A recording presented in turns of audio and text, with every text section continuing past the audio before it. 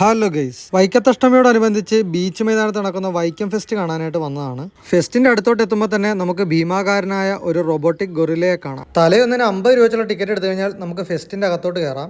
കയറി വരുമ്പോൾ തന്നെ നമുക്ക് റോബോട്ടിക് ആയിട്ടുള്ള കുറേ അധികം ആനിമൽസിനെ കാണാൻ പറ്റും. ബോഡി മൂവ്മെന്റ്സിനൊപ്പം സൗണ്ടും കൂടെ വരുമ്പോൾ റോബോട്ടിക് ആനിമൽസ് വളരെ രസകരമായ ഒരു കാഴ്ചയാണ്.